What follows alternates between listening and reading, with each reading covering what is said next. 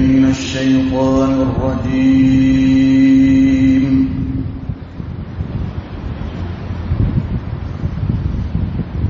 بسم الله الرحمن الرحيم.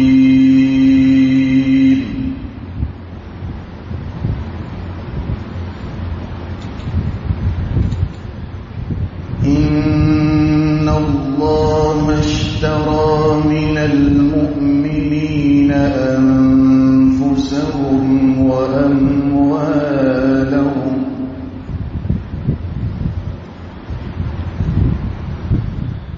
إن الله اشترى من المؤمنين أنفسهم وأموالهم بأن لهم الجنة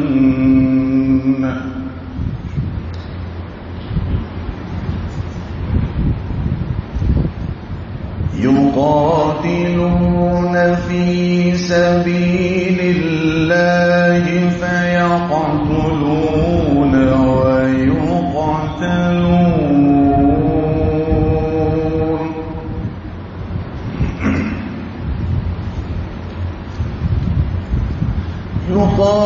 يقاتلون في سبيل الله فيقتلون ويقتلون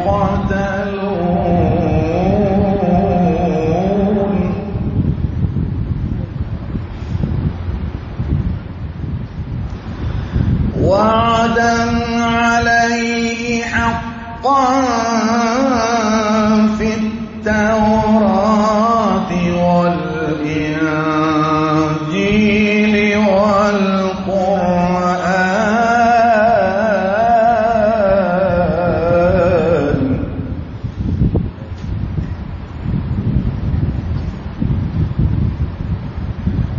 ومن أوفى بعهده من الله فاستبشروا ببيعكم الذي بايعتم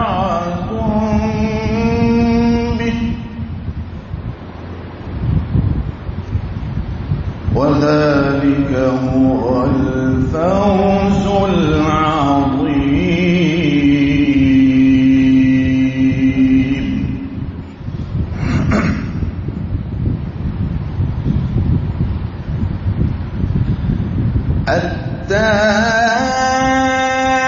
التائبون العابدون الحامدون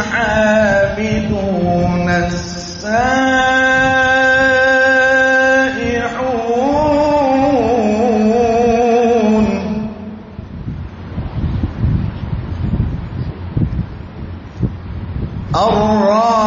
الراكعون الساجدون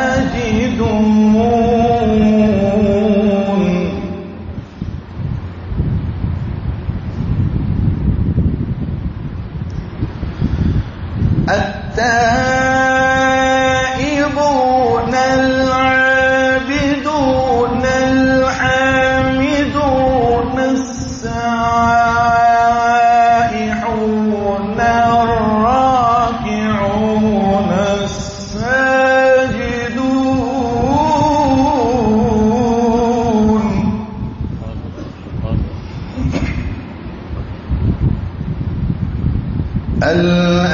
الآمرون بالمعروف والناهون عن المنكر والحافظون لحدود الله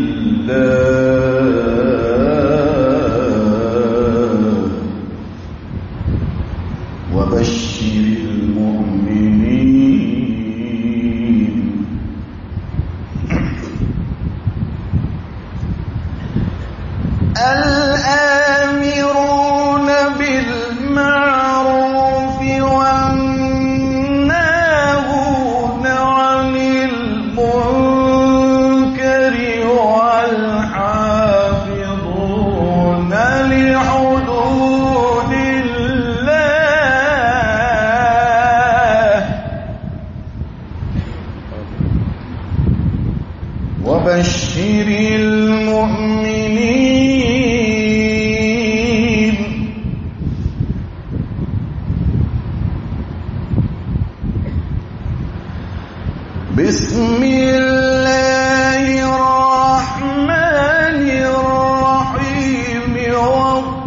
وَالضُّحَىٰ وَاللَّيْلِ إِذَا سَجَىٰ مَا وَدَّعَكَ رَبُّكَ وَمَا قَلَىٰ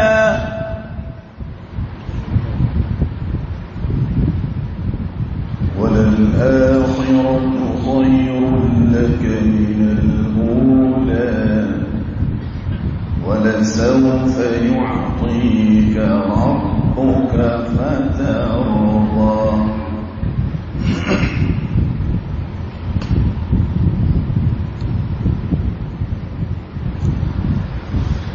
مَا وَدَّعَكَ رَبُّكَ وَمَا قَلَىٰ وَلَلْآخِرَةُ خَيْرٌ لَّكَ مِنَ الْأُولَىٰ وَلَسَوْفَ يُعْطِيكَ رَبُّكَ فَتَرْضَىٰ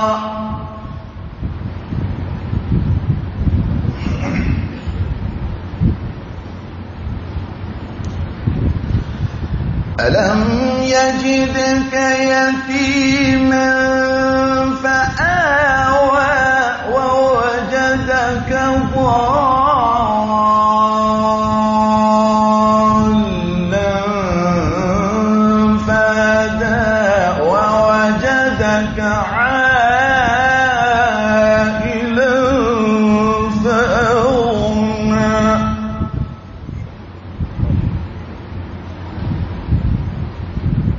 فَأَمَّا الْيَتِيمَ فَلَا تَقْهَرْ وَأَمَّا السَّائِلَ فَلَا تَنْهَرْ وَأَمَّا بِنِعْمَةِ رَبِّكَ فَحَدِّثْ اللَّهُ أَكْبَرُ اللَّهُ أكبر بسم الله الرحمن الرحيم ألم نشرح لك صدرك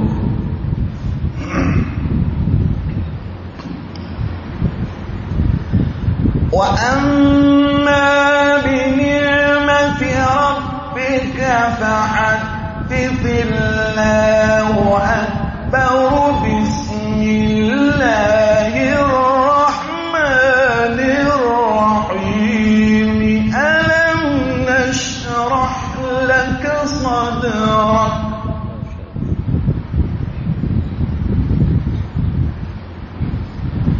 ووضعنا عنك وزرك الذي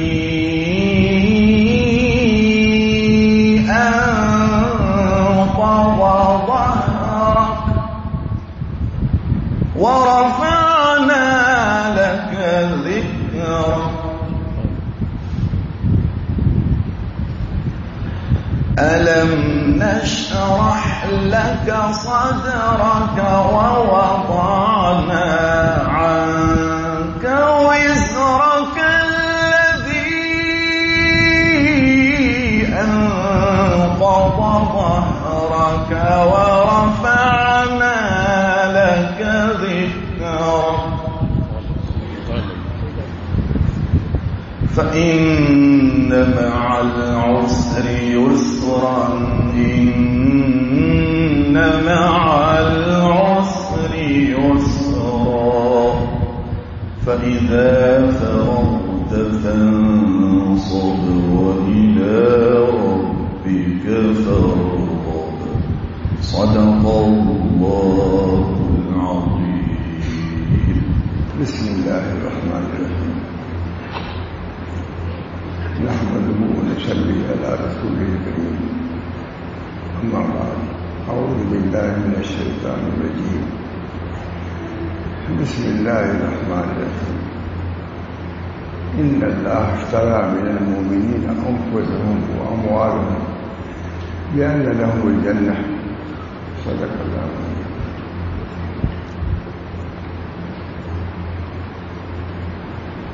दोस्तों बुजुर्गों, कुरान पाक کے اندر اتنے معانی، اتنے معارف ہیں کہ کوئی تصور نہیں کر سکتا۔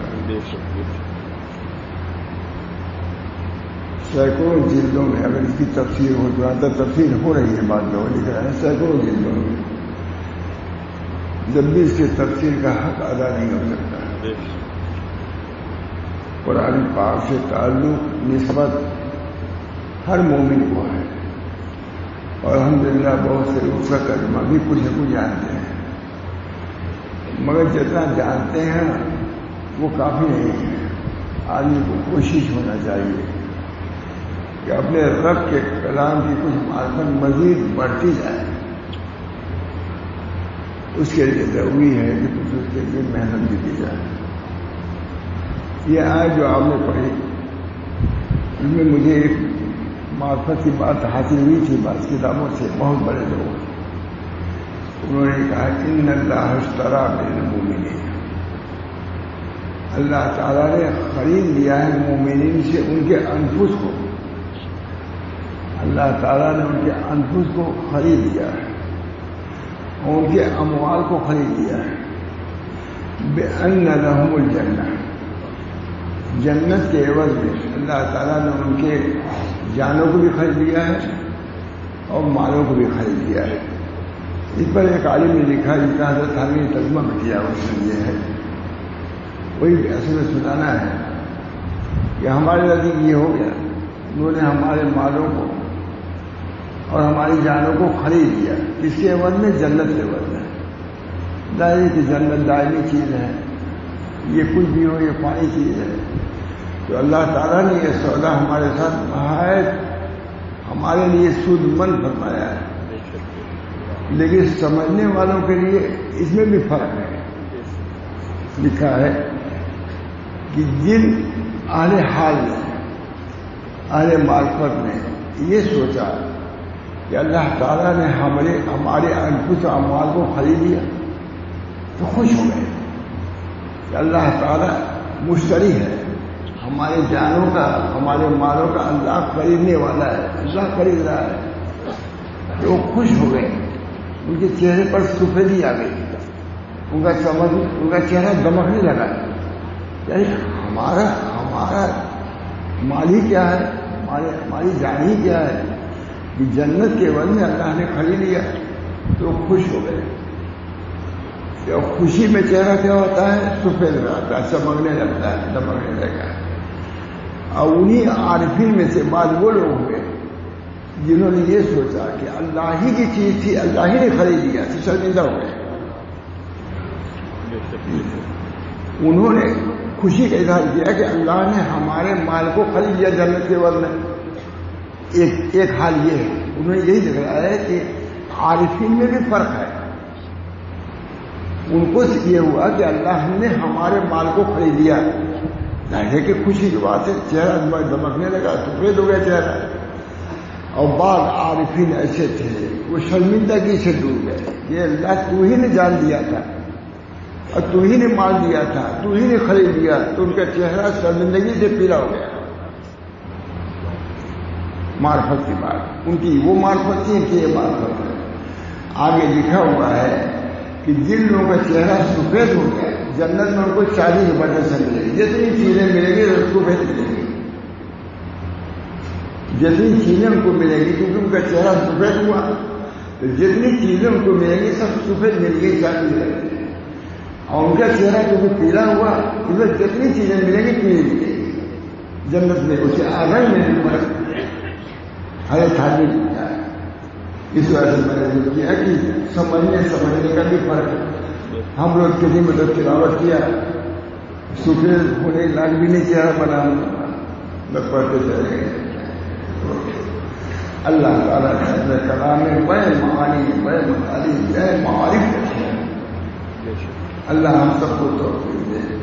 اب یہی دیکھیے ایک عارف ہوا ہے جو یہ سمجھتا ہے کہ اللہ کا فرض ہے کہ ہماری معمولی چیز کو اللہ نے جنت کے بدلے خرید لیا، چہرہ دمکنے لگا، سفید ہو گیا۔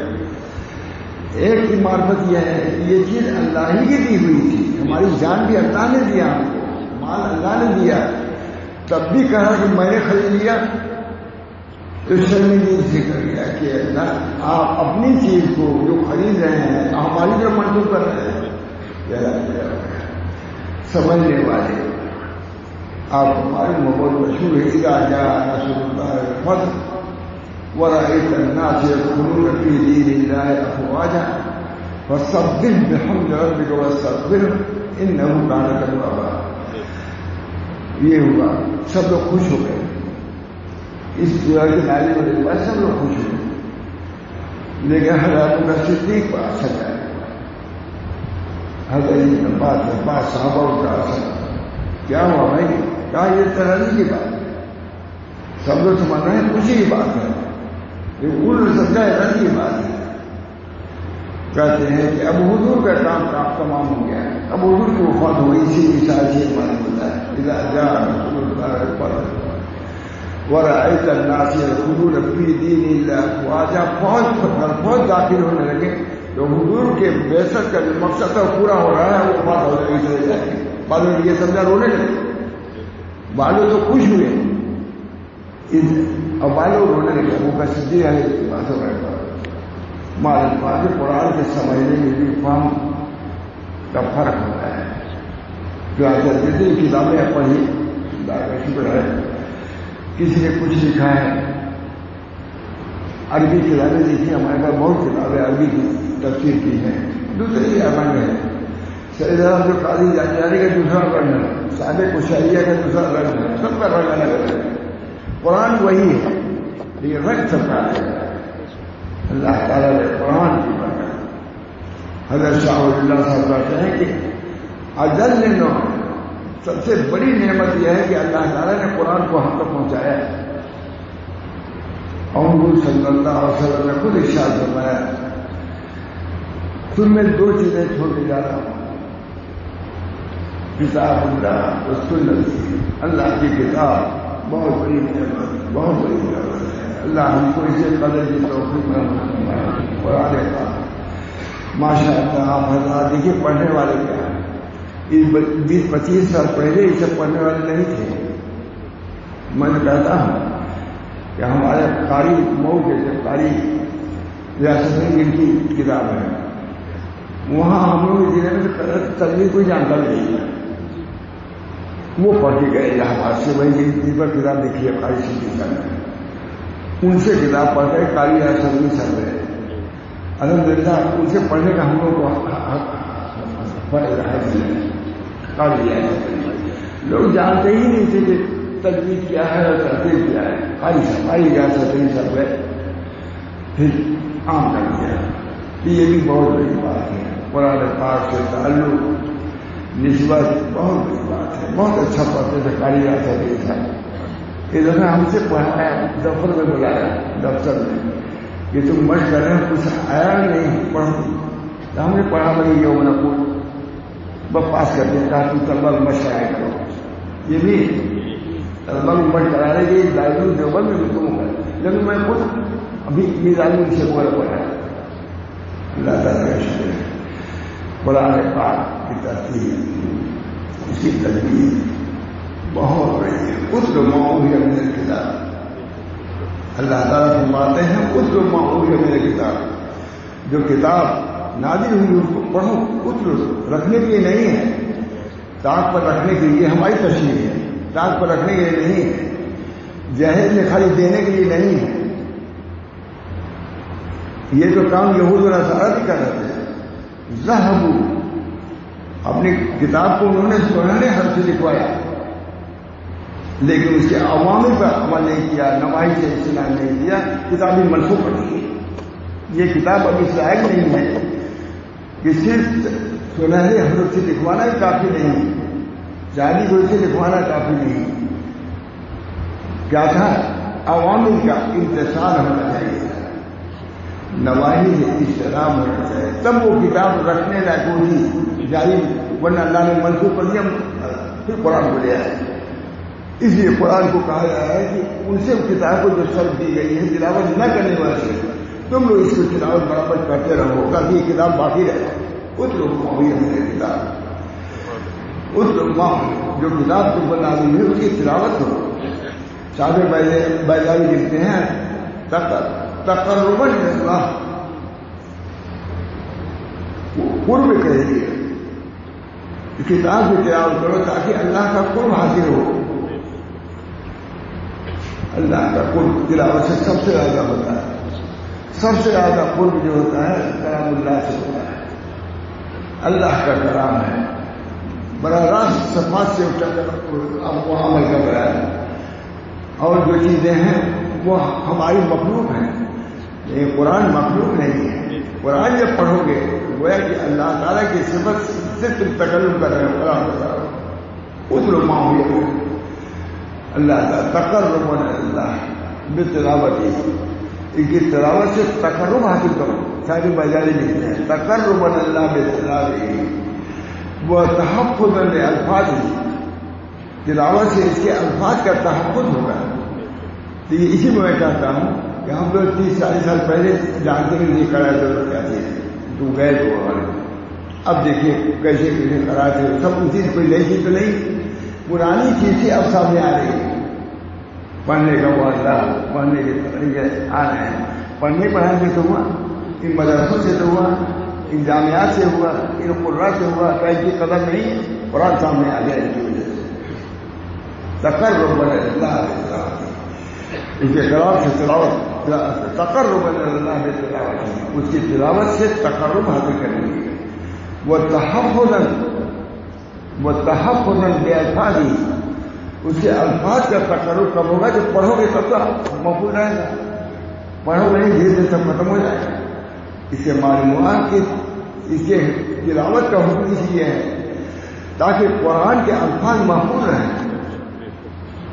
آپ نے پڑھا محفوظ ہو گئی، سب کے ذہن میں بھائی اس طرح بھی پڑھا جاتا ہے، اس وجہ سے تحفظ اس کے الفاظ کے تحفظ کے لیے۔ اور تیسری چیز مولانا کیا ہے؟ اکتشاف المعانی، اس کے معنی کی استشفاء کے لیے بار بار پڑھو۔ کوئی چیز جب بار بار پڑھی جاتی ہے تو اس کے معنی خود کے سامنے آتے ہیں۔ چنانچہ علامہ ابن تیمیہ وغیرہ مشہور ہے کہ جنگل میں چلے جاتے تھے اور بار بار پڑھتے تھے، اے اللہ جیسے فلاں پر معنی کا انکشاف کیا ہے، ہمارے اوپر بھی انکشاف کیا کرتے تھے اور یہ کہتے تھے۔ اس بنا پر ان چیزوں کا تقرب اللہ تقراتی وہ تحفظ للفاظی و استکشافا للمعانی، معانی کی استکشاف ہے۔ اللہ تعالیٰ کے تلاوت کی صحیح معنی میں توفیق عطا فرمائے۔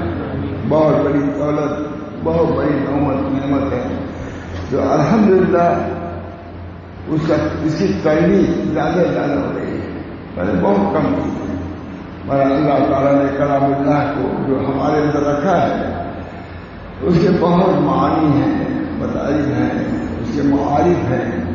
اللہ ہم سب کو اسی تو اور یہاں تو ہو سکے ہم سب کو تلاوت کا اہتمام کرنا چاہیے۔ ہمارے حضرت آخر میں بہت اسی بات ہے جو کوئی عالم آ جاتا ہے تلاوت کلام کیجیے، حتیٰ مولانا عبد المجید دریا بادی ہے ان سے بھی کہا تلاوت کلام اللہ کا اہتمام ہونا چاہیے، جبکہ ویسے میں محدث خود انہوں نے لکھا ہے کہ مت اسی کام میں رکھا، لیکن مجھ سے بھی وہاں سے نے کہا کہ تلاوت کلام اللہ کی تلاوت کا خاص اہتمام ہونا چاہیے۔ امت کے لیے سب سے بابرکت چیز اللہ کی تلاوت ہے۔ اللہ تعالیٰ سب کو توفیق دے اسے پڑھنے کی، اس پر عمل کرنے کی، اس کے سننے کی۔ ماشاء اللہ آ کر کے دل خوش بھی ہوتا ہے پڑھنے سے۔ اور جو وہاں ہم لوگ کا پڑھتے ہیں، ہمارا پوتا پڑھ رہا تھا تو یہیں سے پڑھ کے گیا ہے، تو پڑھ رہا ہے بہت لمبا اور تعریف ہو رہی ہے، بہت اسامہ پڑھ رہا ہے۔ اللہ تعالیٰ ہم سب لوگوں کو رمضان کو قرآن سے خاص تعلق ہے، رمضان کا قرآن سے خاص تعلق ہے، اس لیے رمضان میں قرآن سے خاص شغف بھی ہونے چاہیے۔ تلاوت کے علاوہ سمجھنا، اس کا سمجھانا، اس کی خاص فکر ہونی چاہیے۔ اللہ ہم سب کو اسے توفیق دے۔ اس وقت میں نے کہا کہ سونگ کے متعلق انہوں نے لکھا ہے، میں اس کو تھوڑا سا رونے کی بہت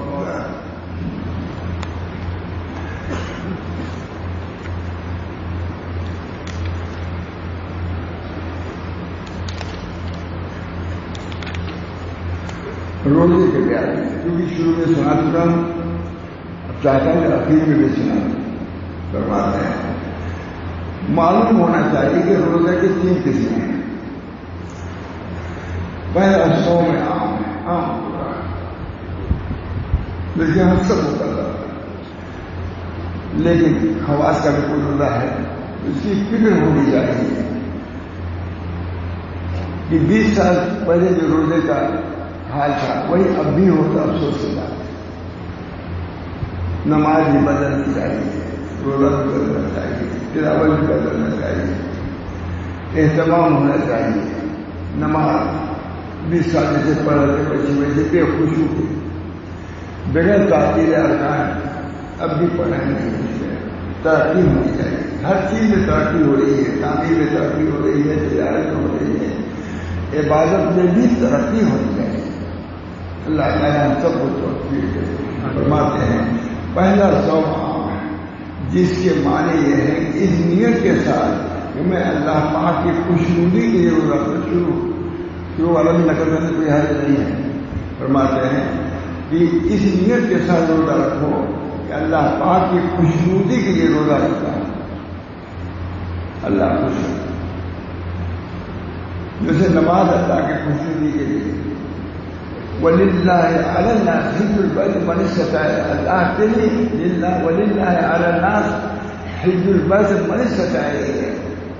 ایسے ہمارا اللہ کا کوئی بھی تھے ممبئی میں سب لوگ حج کرنا، میں اس آیت میں بیان کیا، بہت خوش ہوئے اسی پر۔ وَلِلَّهِ عَلَى النَّاسِ حِجُّ الْبَيْتِ مَنِ اسْتَطَاعَ، کیا ہوتا قابل بل نہیں آئے۔ وَلِلَّهِ عَلَى النَّاسِ حِجُّ الْبَيْتِ مَنِ اسْتَطَاعَ إِلَيْهِ سَبِيلًا، الفاظ دیکھیے کیا، لیکن پہلے للہ فرمایا، وَلِلَّهِ، پہلے اللہ کے لیے، وَلِلَّهِ تاکہ اپنی نیت کو درست کرو۔ وَلِلَّهِ عَلَى النَّاسِ حِجُّ الْبَيْتِ مَنِ اسْتَطَاعَ إِلَيْهِ، جو اللہ کے راستے میں پہنچنا چاہے، استطاعت اس کو ہو تو اللہ کے لیے کرے، اگر اللہ کے لیے نہیں کرو گے سب لگ ہو جائے گا۔ اس وجہ سے اللہ نے پہلے بتایا کہ اخلاص سے حج بھی کرو، اللہ کے لیے حج بیت اللہ یا عمرہ وللہ علی الناس حج البیت من استطاع الیہ سبیلا۔ اس طرح صوم لی، صوم میرے لیے، اور خود حضور اکرم صلی اللہ علیہ وسلم فرماتے ہیں من صام رمضان ایمانا و احتسابا غفر له ما تقدم من ذنبه۔ من صام رمضان کا روزہ رکھے اللہ کا ہے، من صام رمضان ایمانا و احتسابا، ایمان کے ساتھ روزہ رکھے اور احتساب میں ثواب سمجھ کے رکھے۔ دیکھیے ایمان میں بھی آ سکتا تھا وہ، لیکن رسول اللہ صلی اللہ علیہ وسلم نے احتساباً کے قید سے بات کیا کہ روزے کو بھی ثواب کے لیے، اللہ کی خوشنودی کے لیے، اللہ کی رضا کے لیے رکھو۔ وَلِلنَّاسِ عَلَى النَّاسِ حِجُّ الْبَيْتِ، حضور نے فرمایا کیا من صام رمضان ایمان و احتساب ہے۔ نمازی ایسی جسے نماز اللہ کے لیے پڑھا، کوئی ریا نہیں کیا، صبح نہیں کیا، تو سب کو نمازی نماز ہے، وہ روزہ بھی روزہ ہے، ورنہ کیا ہے نماز؟ اللہ کے لیے جو پڑھا نہیں تو اللہ کیا تم کو جزا دے گا۔ پہلا صوم جس کے معنی اس نیت کے ساتھ کہ میں اللہ پاک کی خوشنودی کے لیے روزہ رکھتا ہوں، اول فجر سے لے کر غروب آفتاب تک کھانے پینے اور لذاذ رفتاری سے خود کو الگ رکھنا اور مکمل پرہیز کرنا، یہ روزہ اول ہے، پہلا بنیادی روزہ یہ ہے۔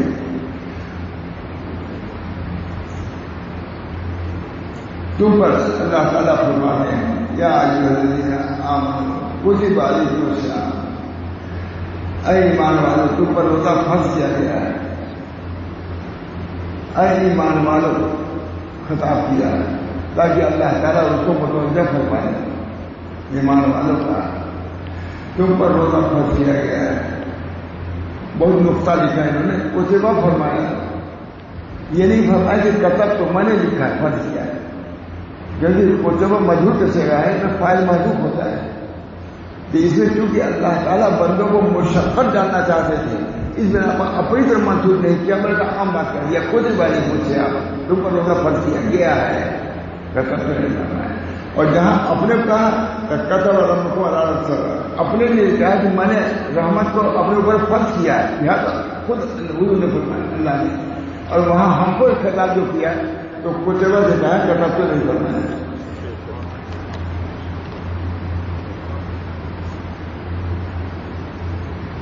اے عزیز باقمیر، جان لے کہ یہ ماہ مبارک جسے اللہ کا مہینہ کہا جاتا ہے، ہزار عزت و احترام کے قابل ہے۔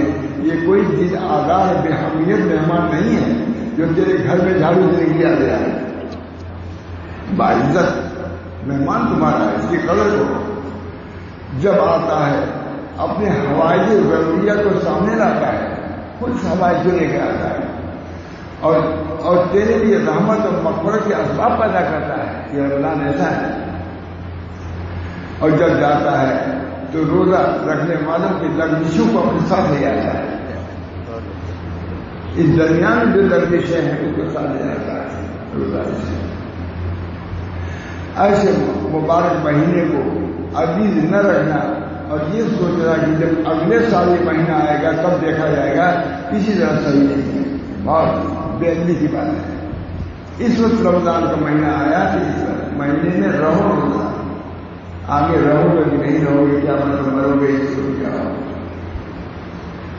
اس لیے کون جانتا ہے کہ کسی انسان کا آئندہ ساتھ آئے گا بھی یا نہیں ہے، یہ خیال۔ ایسے کتنے لوگ تھے جو پچھلے سال اس مہینے کی برکتوں اور سعادتوں سے مالا مال تھے، روزہ داروں میں بعض گزاروں میں تھے، انسان وہ اس دنیا سے جا چکے ہیں۔ آئندہ ہو تو تم کو بھی نہ ملے، اس چیز کا خیال رکھ۔ جو چیز حاصل ہے اسی قدر کرو۔ نماز پڑھ سکتے ہو نماز کی قدر کرو۔ بہت سے لوگ ہیں کھڑے ہو کے نماز پڑھ نہیں پڑھ سکتے، بہت سے لوگ مسجد جا سکتے تھے نہیں جا سکتے، بہت سے روزہ رکھتے تھے نہیں رکھ سکتے۔ اس وجہ سے جو حاصل ہے اس کی قدر کرو۔ بہت طریقہ ہے۔ اللہ تعالیٰ واللہ یقول، اللہ کی تم کو بلا رہا ہے دارالسلام کی طرف روزے کے ذریعے سے، تم کیوں بتا رہے ہیں؟ اللہ تعالیٰ ہم سب، یہ تو پہلا روزہ ہے مختصر پہلے سنایا کرتا ہے۔ اب کہ تجھے روزے عام کے بارے میں معلوم ہو گئے، روزہ عام وہ ہے جو ابھی سنایا ہے مختصر، جو اخیار کا روزہ ہے، نیک لوگوں کا روزہ یہی ہے، اور اس کی فضیلت و ثواب سے تجھے آگاہی ہوگی۔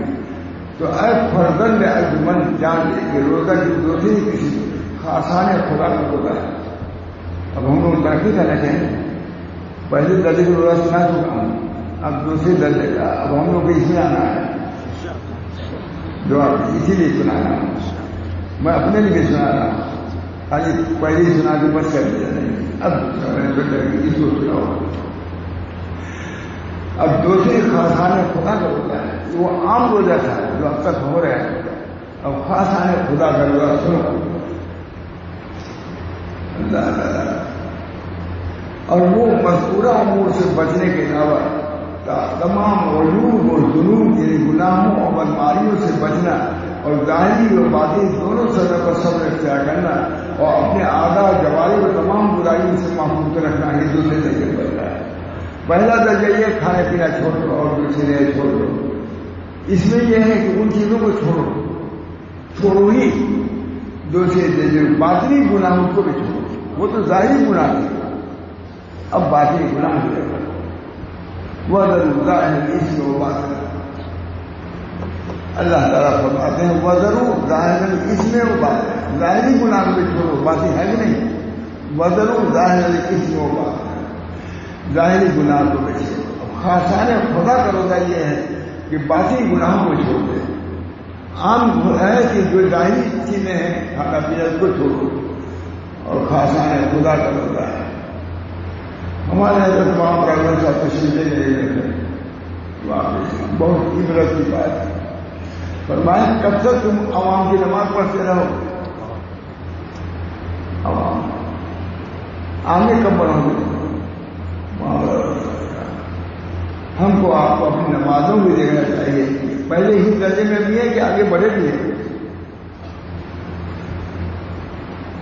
خود ماشاء اللہ صاحب کا ہے ابھی تو اسے کہا میری شادی ہوئی تھی ابھی دلی میں خاندان گیا ہے اوپر چڑھتے ہوئے کہا کب تک تم ذکر لسانی میں رہو گے؟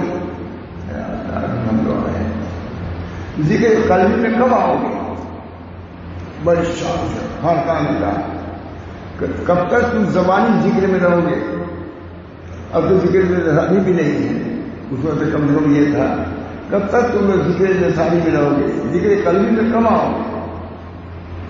یہ فکر رہتی تھی، پوچھا کرتے تھے ذکر کرتے ہو اللہ کا ذکر، اس سے ترقی کا دینا ہے۔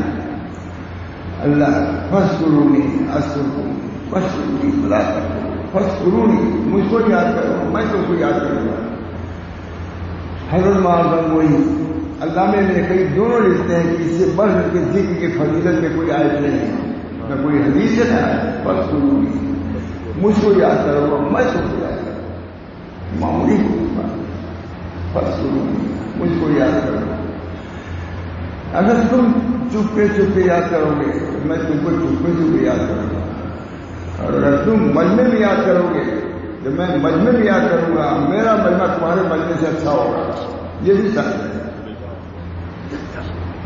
ہمارے مجمع میں انبیاء یا فرشتے یہ ہوں گے، تمہارے ڈائریکٹ چیزیں ضرور ہے۔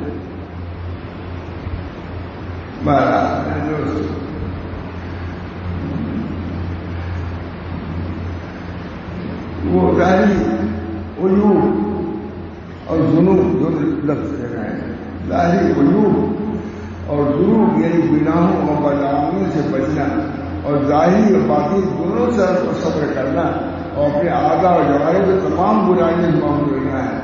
جیسا کہ نفس کو شراب اور طعام اور کھانے پینے سے روکا جاتا ہے، یہ تمام کو اعضاء آنکھوں اور کانوں کو بھی روکنا ضروری ہے۔ جیسے کھانے پینے کو روکنا ہے، اپنی آنکھوں کو بھی روکنا ہے، کانوں کو روکنا ہے، اور آنکھوں کو بد نظری سے روکو، بدسمعی سے روکو۔ تمام کو مثال کے طور پر آنکھوں، کانوں، زبان اور دل کے پائے دی جائے تو بری چیزوں کو دیکھنے، بری چیزوں کو سننے اور عالم خیال میں انہیں چکھنے، ان کی خواہش کرنے سے بچے۔ جو دل میں جو خیالات آتے ہیں اس سے آدمی ایک بڑا مزہ لیتا ہے، اس سے بھی بچے، تصور بھی نہ کرو بنا ہوگا۔ یہ دوسرا درجہ ہو جائے گا جب انہیں اعضاء کی ہو جائیں گی، جب ان اعضاء کی حفاظت ہو جائے گی، آنکھوں کی، کانوں کی حفاظت ہو جائے گی، تو باقی تمام اعضاء بھی مصون اور محفوظ ہو جائیں گے، اور تم مکمل کے اوپر راہ خدا میں استعداد اور منزل صبر و رضا پر قائم ہو جائے گا۔ اتنا کرو بہت بڑھیا۔ سب سے پہلے دل کی حفاظت ہے، یہ لکھنا ہے۔ اللہ ہم سب کو توفیق دے۔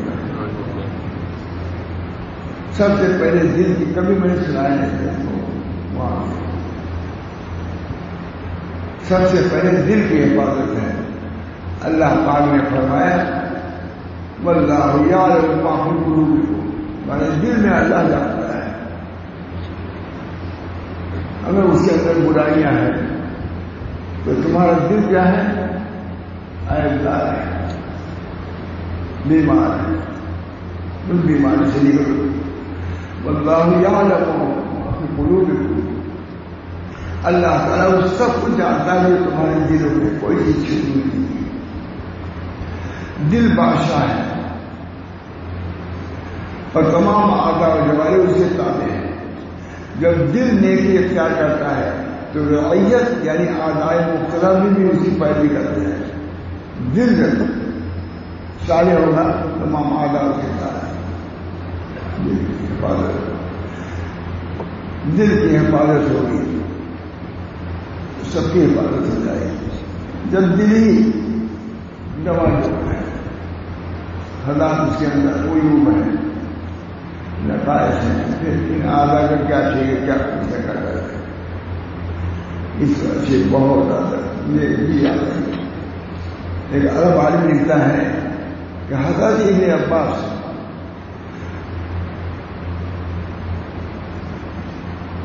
حضور اقدس صلی اللہ علیہ وسلم حضرت ابن عباس کو نصیحت فرما رہے ہیں کہ استعانت باللہ کرو، توکل اللہ پر کرو.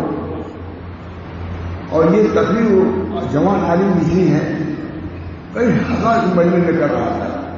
میں نے لڑکے سے پوچھا بھی، ابھی کہا بہت زبردست ہے. وہ کہہ رہے ہیں کہ ابن عباس جو 8 یا 10 سال کے تھے، حضور صلی اللہ علیہ وسلم اس کو استعانت باللہ اور توکل کی تعلیم دے رہے ہیں. آگے والا دوسرا کہا ہزار، آج یہ 70 سال کے بڈھے بیٹھے ہوئے ہیں، ان کو پتہ بھی نہیں کہ توکل کیا چیز ہے. یہ کہا حضور صلی اللہ، اب لوگ کہتے ہیں کسی کیا ضرورت ہے. حضور صلی اللہ علیہ وسلم 8-10 سال کے بچے کو توکل کی تعلیم دے رہے ہیں. آج اس مجلس میں 70 سال کے بڈھے بیٹھے ہوئے ہیں، 70 کے لفظ سے کرا. ان کو توکل کے معنی میں نہیں معلوم کہ ہم کو توکل بھی اختیار کرنا چاہیے. معنی نہیں معلوم تو توکل اختیار کیا کریں گے. صوفیہ اسی پر زور دیتے ہیں، تربیت پر.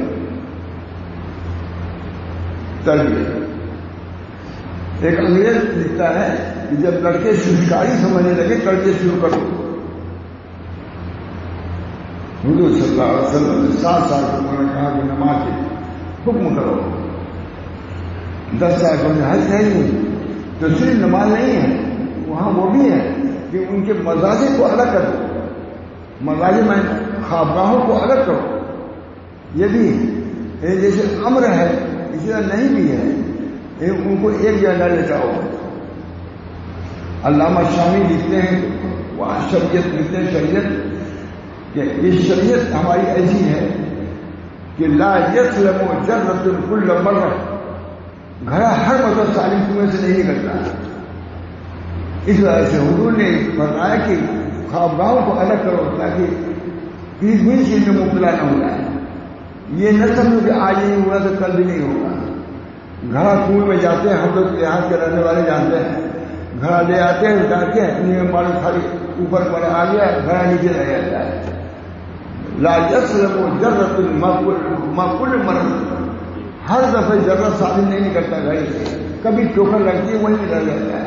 اس وجہ سے تم احتیاط کرو، سبھی کے لیے احتیاط کی ضرورت ہے.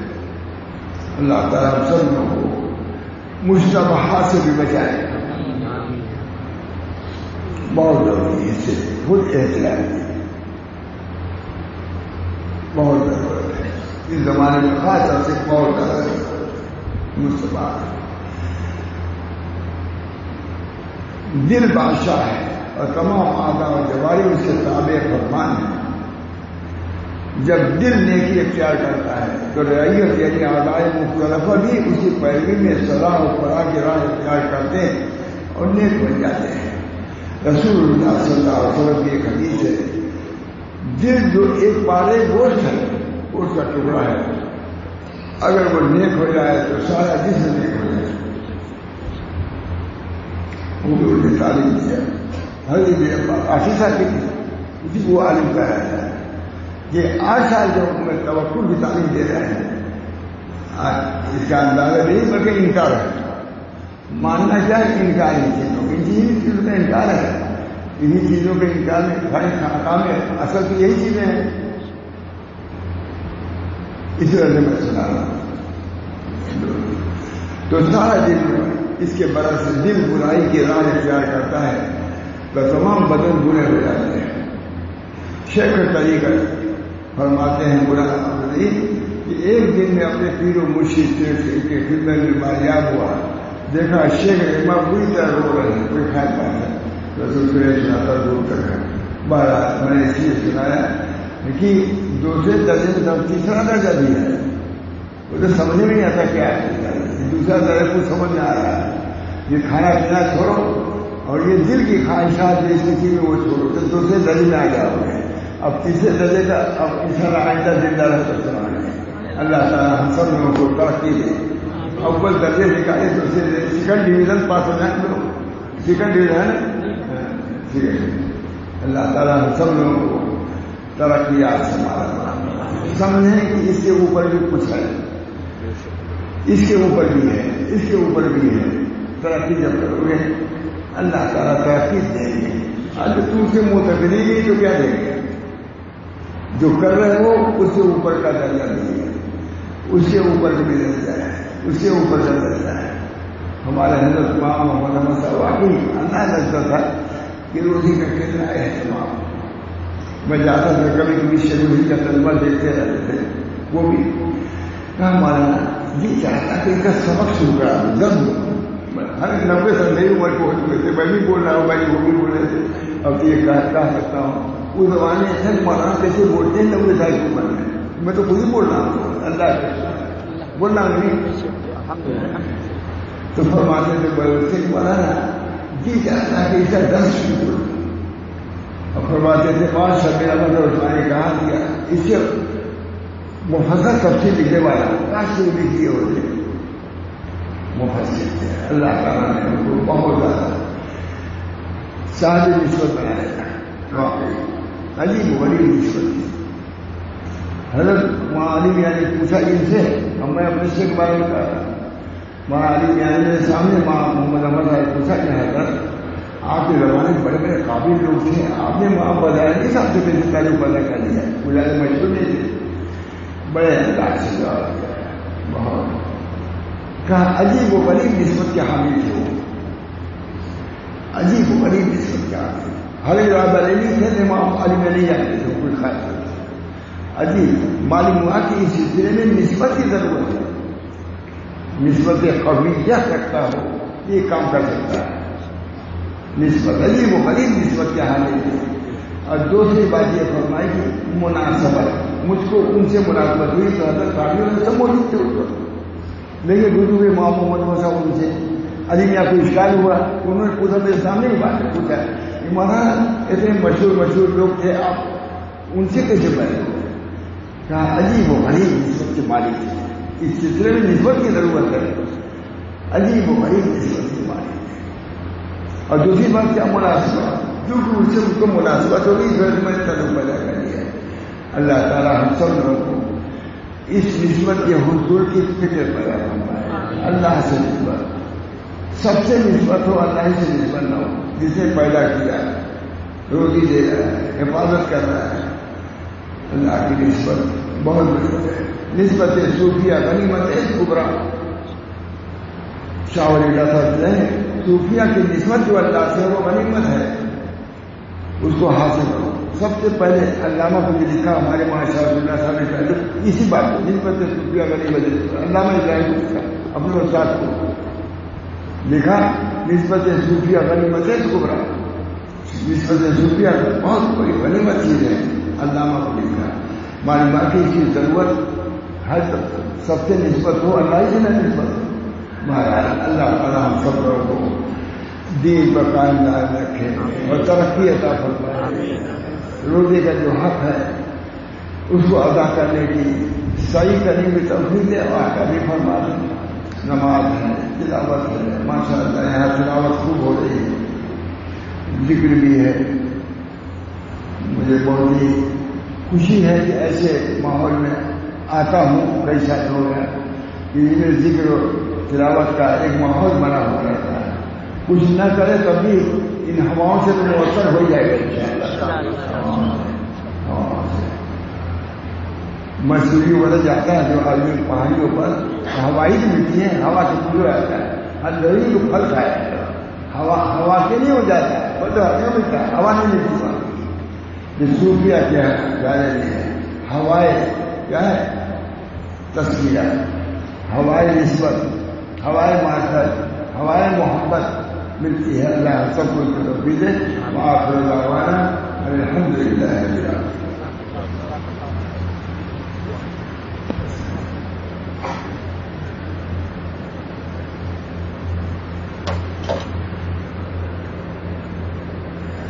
اللهم صل على سيدنا محمد وعلى آله وأصحابه أجمعين۔ اللهم ربنا آتنا في الدنيا حسنة وفي الآخرة حسنة وقنا عذاب النار۔ اللهم ألف بين قلوبنا وأصلح ذات بيننا واهدنا سبل السلام ونجنا من الظلمات إلى النور وجنبنا الفواحش ما ظهر منها وما بطن وبارك لنا في أسماعنا وأبصارنا وقلوبنا وأزواجنا وذرياتنا وتب علينا إنك أنت التواب الرحيم. اللہ تعالیٰ اپنے فضل و کرم سے حقیقی تلاوت کرنے کی ہم کو توفیق عطا فرما، حقیقی ذکر کرنے کی توفیق عطا فرما. یا اللہ ہمارے نمازوں میں روحانیت پیدا فرما، خشوع و خضوع کے ساتھ ہم کو نماز پڑھنے کی، تلاوت کرنے کی، ذکر کرنے کی توفیق عطا فرما. اور ہمارے مشائخ بزرگوں کو جو اللہ آپ نے طرح طرح کے مراتب سے، کیفیات سے اور انداز سے مشرف فرمایا، اس کا سوانی حصہ ہم لوگوں کو عطا فرمائیے. ہم سب جمع ہیں اسی لیے اللہ تعالیٰ ہم سب لوگوں کو اپنے بزرگوں کی نسبتوں سے فیضیاب فرمائے. وہ حضرات جس طرح تلاوت کرتے تھے، ذکر فرماتے تھے، اس کا ایک شرما، اس کے حج کا، اس کے لطف کا ہم سب کو نصیب فرمائے. بہت سے حضرات یہاں جمع ہیں ماشاء اللہ، بہت سے دیندار ہیں، متقی ہیں، پرہیزگار ہیں، سبھی دین کا ایک حصہ ہے. دین کی باتوں کو سننے کے طلب میں حضرات تشریف لائے ہیں. اللہ ان کو پورا پورا حصہ عطا فرمائے، دین کا حصہ عطا فرما.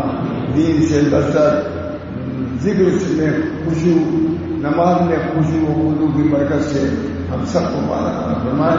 اور ساری امت کو اللہ تعالیٰ ان نعمتوں سے، ان نعمتوں سے نواز دیں. اور تمام شرور و فتن جو آ رہے ہیں، ان نعمتوں کی برکت سے، ان اعمال کی برکت سے، ان شرور و فتن سے ہماری حفاظت فرما. اللہم انی اعوذ بک من الفتن ما ظہر منها وما بطن ومن یوم السوء ومن لیلۃ السوء ومن ساعۃ السوء ومن شاہد السوء. ربنا تقبل منا انك انت السميع العليم برحمتك يا ارحم الراحمين.